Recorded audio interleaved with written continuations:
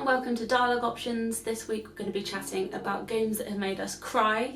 Quick disclaimer, we might be talking about some spoilers and some plot points from certain games, so I'll pop all the ones we talk about in the description, so have a quick look at that before you watch the rest of this so you don't have anything spoiled for you. But without further ado, who would like to kick us off with a tearjerker? Dramatic pause. I will. Definitely one of the ones that have really made me just bawl my eyes out recently was Red Dead Redemption 2. I think just that there's an air of like melancholy to the whole game with Arthur Morgan that I found really kind of, I love a big strong sad man. And you get kind of you spend so much time with him and you're so much in his head, and so when the ending comes, which I don't know how spoilery we want to go. You can go full spoiler. Oh wait, are you okay with that, Leon? Oh yeah, You played it, right? Okay, go. Yeah, so you know the end of the game is very much, and I think there are small changes depending on how sort of noble your Arthur has been, but I was of course a paragon of virtue, and just the whole kind of ending scene. You know, so first of all, your horse dies, and if you've had a good relationship with your horse, if you bonded with your horse, there's like a look between you that's, you know, my Arthur just kind of died as the sun was setting on a mountainside, and I just was so in love with Arthur Morgan, and we'd been through so much to get to that point. I was absolutely in floods of tears and really felt kind of a deep kind of sense of loss at you know, him being gone and the adventure being kind of over. And obviously like the game does continue, and it's very clever the way it does that it kind of manages to do that thing of still letting you play in the world and carry on, but you know, without Arthur. It's not a surprise that they did it so well, but I think I was surprised how much it affected me and how much I really did by the end just absolutely love Arthur. I remember it kind of ramping up to the tears quite a few times in that game, because I don't think the ending was the first time I cried in Red Dead 2. I think it's when he finds out he gets it's consumption. What's it? Tuberculosis. Consumption. That's it. Yeah. When you realise he's got, and it's, you know, he sort of knows he's on the beginning of the end. Whatever happens. Oh, I was in denial. That's kind of. because that's like because there are points where you're like, it's not going to happen. It's not going to happen. It can't happen, because that is basically he's dead man walking from that point on. And you're sort of having to deal with that almost as much as him. I do remember when I actually applied for the job at Games Radar, I did a video, I think it was like something times that games broke my heart or something, and one of the ones that I did was in, I think it's either the 5th or the 6th chapter of Red Dead 2, when you get back from Guarma and you just have to steal a horse and ride back to camp, and you know that like shit's about to go down.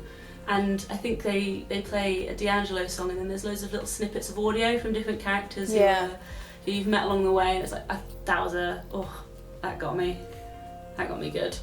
Well, I remember feeling like not ready as well. I remember like being completely, especially because, you know, a few of us were lucky enough to play it early. You know, I really had no idea that was even going to happen, that you were going to kind of be shipwrecked and there was going to be this whole section. And I remember feeling very much like, you know, when you got back from there and you know that everything had changed, and I just remember thinking like, I'm not ready, like I love this gang and I was really enjoying like time in the camp, and I'm not ready for things to change and get worse and be bad. I did think, you know, the is it Strangers and Freaks, the types of missions that kind of they tend to have 3 or 4 individual parts.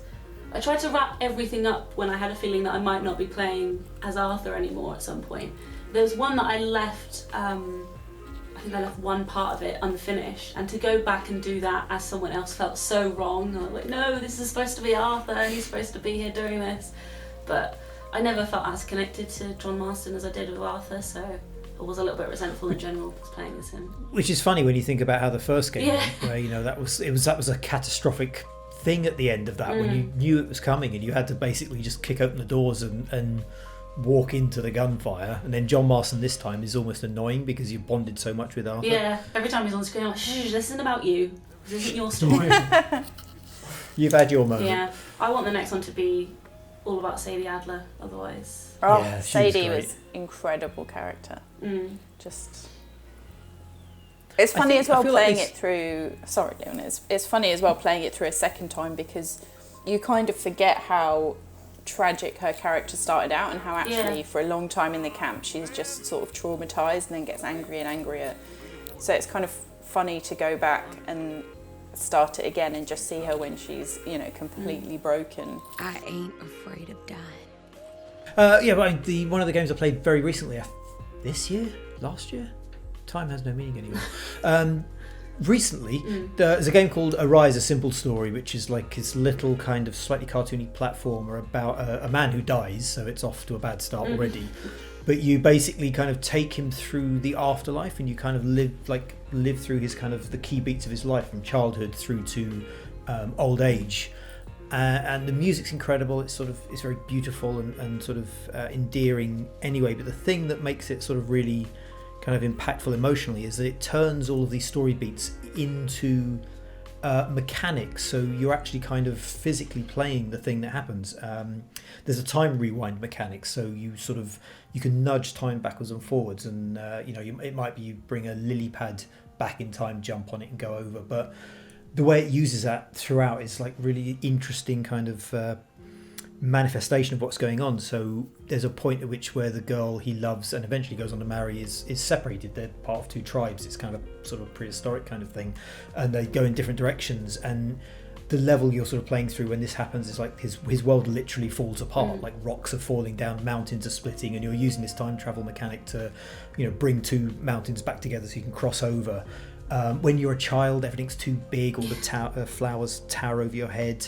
There's a moment, I think sort of middle-age-ish maybe, where he starts to have like doubts and I guess like a kind of a caveman midlife crisis, and there's all these sort of shadowy sort of versions of him, and you have to kind of use light to sort of keep essentially like doubt at bay to get through. And later on where like a really bad thing happens, these sort of shadow demon, like kind of doubt demons, which are essentially just him but like a shadow with little beady eyes, your world is literally burning because of the bad thing that's happened, but the only way you can get through the doubt is to move the fire around and use it to get through this doubt and this sort of crushing like giving nihilism, this complete giving up because of what's happened. And it constantly uses this sort of idea of reflecting what's happened in his life. Like it's not got any happy endings as well, because as he gets older he gets frailer, like there's nothing left to look forward to at the end, at the end of his life, like when he's properly old. There's literally just a chapter called Old. The whole story is sad all the way through. There's like this sort of, he's dead, but it's the way it makes you physically manipulate the events that's like incredibly sad. And at the end I don't want to spoil it at all, but at the end you reach a point and he sort of sits down in a place that, because of everything you've gone through, has this sort of incredible like emotional sort of significance, and I'm not saying I'm not going to spoil it, but it's a proper like oh god, it's because you haven't just watched the story happen, you've physically played through it, you've physically seen it happen, and it just does these wonderful things. Like when there's one about being in love where you're meeting the girl that you eventually go on to marry, and it's like this sort of beautiful like Busby Berkeley kind of Hollywood musical, the old-fashioned ones, lilies and flowers are pirouetting around like they're dancing around you, and you're on a boat going down the river. Like there isn't any part of it that isn't, everything's all firing on to make you feel something kind of cylinders. Like the engine of the whole game is just making you feel something, whether you're doing it on the stick, whether you're watching it, listening to the music. And by the time you get to the end of it, it's almost kind of devastating, because you've been so physically invested in it as well as sort of mentally, that it is a journey. It's maybe a couple of evenings to play, but I was heartbroken by the end of it. It was just such a lovely, sweet, bittersweet kind of thing at the end, and it just sort of fades to black, and you're just like, I need a moment. Yeah, a few moments. It's when you're talking about games that kind of make you play through the sad bits rather than being like cutscenes and stuff. One that I was gonna pick was Oxenfree, for a similar reason it's kind of sad all the way through. Especially, it's one of those games that you have to play more than once, because there are multiple endings, and there's also things that happen if you're playing it through a second or third time. And I played it through the first time and I think got what was considered to be a bad ending because you're aware the whole time that the main character Alex, her brother died, he drowned, and because of the supernatural forces that kind of take hold on this island that you go to with your friends, you get chances to speak to him again, and you know that you're speaking to him in a time that's probably leading up to his death because he's talking about whether to go to college and whether to go and move somewhere else with his girlfriend, I think, which is sad enough because you know full well that he is not going to get to do those things, but you have dialogue options when you're speaking to him that are like asking him not to go and not to leave and stuff, and the first time I played it through I didn't say those things. I was like, yeah, you go and live your dream, you go off to college, which essentially means that he still goes on to drown, but if you choose options of kind of convincing him to stay, apparently he's sort of, I mean, it's open to interpretation, that game is all open to interpretation, but he doesn't die, but maybe he does, but anyway, it's a really hard decision playing it through again because you want Alex's brother to not die, but you also know that this is kind of an infinite loop that they're just stuck in. It's just very sad, and also now I'm saying it out loud, I'm thinking I'm gonna have to go in and get capture of this, and I'm gonna have to play that bit again, which gets me every single time. So I'm not doing myself any favours, but you know.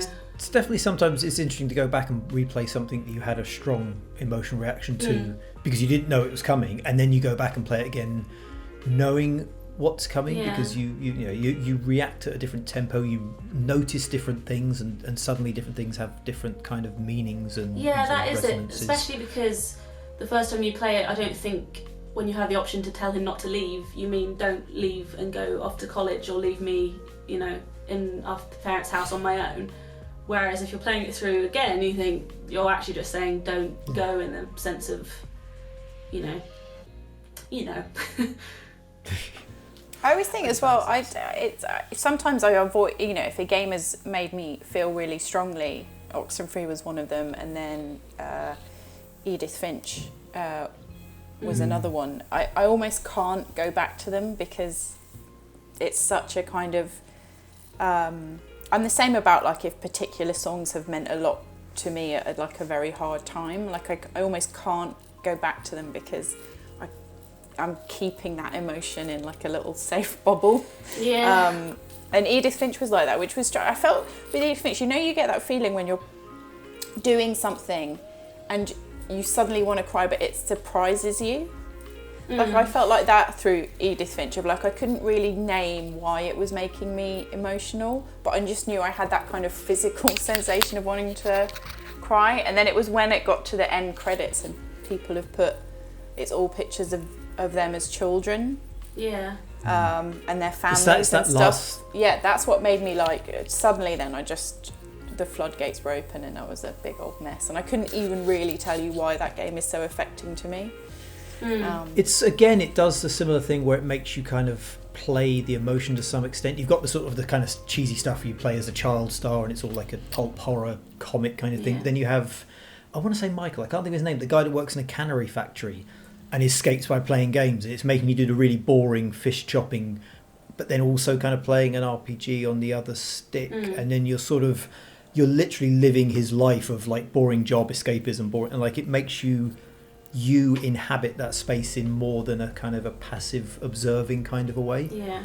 And the last line is killer. That was, it's a miracle any of us existed at all. Which reminds me of Stephen Colbert has a really good interview where he talks about like I forget the exact word, but it's something like to exist is a miracle, and with that comes suffering or something. He's got a really good like take on like life and philosophy, and Edith Finch is very close to that kind of thing of just like the fact that you've got anything at all is to be kind of, you know, worshipped and adored, even if it was a bit shit. No, but I think Edith Finch is one of those games. I think it's really hard to play Edith Finch and not bring some personal stuff to it. I feel like everyone who loves Edith Finch and is moved by Edith Finch is so for different reasons. You know, it casts its kind of net very wide. Like almost every single level and metaphor, somebody somewhere is going to play one bit of that game and go, I see myself in that. I mentioned this before we started, but like I think everyone always thinks of the same games like Edith Finch and we talked about The Last of Us and stuff like that. But sometimes I think there's some of the bigger games do it quite well and don't get the credit for it. Like Spider-Man, I was amazed. There's a couple of beats in Spider-Man that were tremendously like emotional and sad, and I was genuinely quite surprised. I think almost caught out because you think of the Spider-Man as a game, you're swinging around, it's all joyful and it's you're cheering as you sort of swing through the buildings. So there's a moment where Aunt May is basically dying. There's whatever the disease is that Doc Ock has, I think, released, or someone's released the disease, and basically Peter Parker has enough of the magic gubbin fluid in his hand to either save Aunt May or everyone in the world. And he knows what he's got to do, but there's like a brief moment where he his tears streaming down his face, he's doing a little wobbly bottom lip thing, and then he lunges at her IV drip, and it's like you can see like he wants to do it but knows he can't, and then obviously backs away, gives the gubbin juice to whoever it is. They save the world, but he's had to let Aunt May die in the process, and that's such a surprise in that, like, out of nowhere, that it really sort of leaves a kind of a space hanging for a little while after that, and it takes a while for you to sort of get back into the game. And there's another bit later on when you finally take down Doc Ock, and they really play into the sort of the father figure thing that Doc Ock was, and there's a whole it's almost like you were the chosen one, Anakin kind of thing, where Peter Parker's screaming at Doc Ock for letting him down, and you were my sort of, I looked up for you, and you've done all this sort of stuff. And again, that's not what you expect in a boss fight. You don't expect the hero to be shouting at the bad guy for letting them down. And they're so sort of well timed and well implemented. It's genuinely quite a sort of a surprise when you sort of come across them. And I don't think they ever get any credit because everyone just goes, "Oh, you're swinging. It's really good. It's a really bright, colourful, amazing game." And they levered some really sort of heart-wrenching moments in. So rarely do emotional conversations contain the words gubbin juice, and yet here we are. It was gubbin juice. I mean, he has a lot of instances where he's kind of choosing between saving everyone or saving someone I think it's you don't expect that with Spider-Man. Batman's the one who has to sort of sit and get moody in a corner somewhere. Spider-Man's usually the one that kind of goes woo and then goes past the window. Because he's like a teenager. Yeah. You don't expect him to have the moral decisions of, do I save my aunt or do I give the gubbin juice? I think to everyone else. I think you're right there, Leon. Often it's easy to forget in like bigger games, like maybe more bombastic games, like the little moments. Like I always remember being taken by surprise. It was Dragon Age Inquisition, which is not a game people think like, oh, there's emotion. But there was one bit where it's kind of right before the big final battle, and I'm always a sucker for these moments in movies as well, where you're just kind of you've assembled your whole team.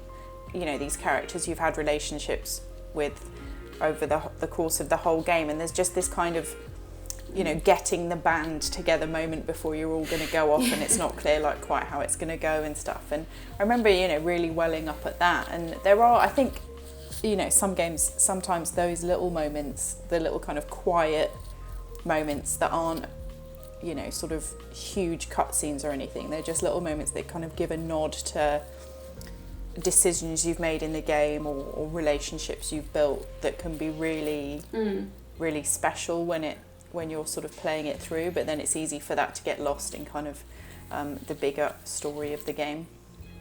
I think a lot of times those sorry. Oh, sorry. No, you those like getting the band back together moments always kind of bring something up in me, even if it's not a sad, like Horizon Zero Dawn and The Witcher both have those like people that you've come across over a certain period of time all banding together to help you with something. That just makes me emotional in general. Not least because if you don't get them all together, you miss a big trophy. But aside from that, it's always emotional just seeing people come back, especially if they haven't interacted with each other. You've just met them along the way. Having them come in to help is just, things are about to end, so it's emotional enough. But a lot of times it's there's a lot of expectation involved as well. If you're playing an emotional game, or that feelings are going to be involved. And sometimes you play games where you just you think, I'm just going to charge into space and shoot some people or do some stuff, and then when someone does die, you're just kind of like, oh, he's dead, okay, and you carry on. Yeah. Whereas if you sit down to play it knowing it's going to be an emotional game, you are sort of almost like silently charging up the kind of the emotions in the background, waiting for the thing you get to unleash it at. I think, like we were saying, different things are sad for different people, so I'm looking forward to what people are going to write in the comments as the sad moments from games. They're probably going to bring up some things that I've repressed, but yeah, thanks for chatting with me, guys. No, it's been I hope it lovely. didn't bring up too many sad memories. I hope there wasn't too much sound interference from a really loudly snoring small dog that has been sat behind me the entire time.